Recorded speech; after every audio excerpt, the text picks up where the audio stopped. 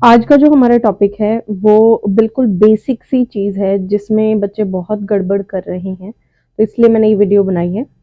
आप लोगों को याद होगा कि जब आप क्वेश्चंस करते थे, जब आपने पहले शुरुआत में कैलकुलेशंस सीखी थी, तो उस टाइम पे आपको बार-बार टीचर ने एक फ़ॉर्मूला बताया होगा जिसको हम कहते थे बॉड मास, BODMAS,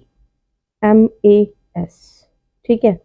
आप इसमें चाहो तो सिर्फ डमास भी याद रख सकते हो।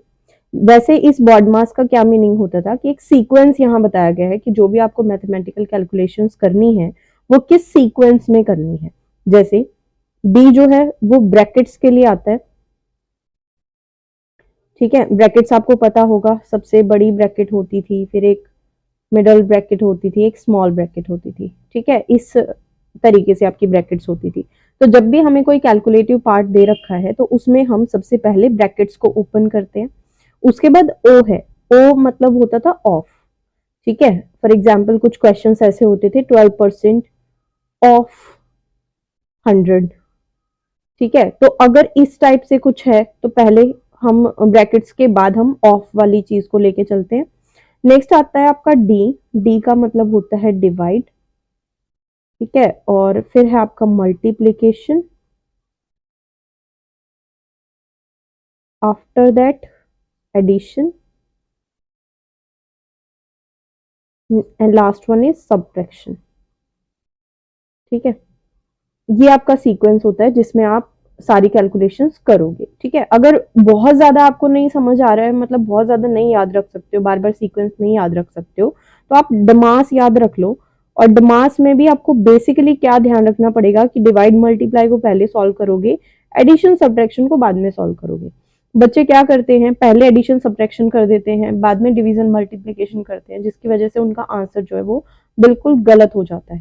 फॉर एग्जाम्पल अगर मैं कहूँ 45 divided by 9 multiply by 3 plus 2 and minus 5, ठीक है? कुछ इस तरीके से करना है। तो अगर आप यहाँ प्लस माइनस पहले करने लग जाते हो, यानी 3 प्लस 2 करके आप 5 करो, 5 माइनस 5 0 करो, उसके बाद कैलकुलेशन करो, तो सारा गलत हो जाएगा। आपको क्या करना पड़ेगा, आपको सीक्वेंस फॉलो करना पड़ेगा, ठीक है? पहला हमारा क्या था, डिवाइड था, तो आप क्या करोगे, पहले डिवाइड करोगे, डिवाइड ये वाला पार्ट है, ठीक है?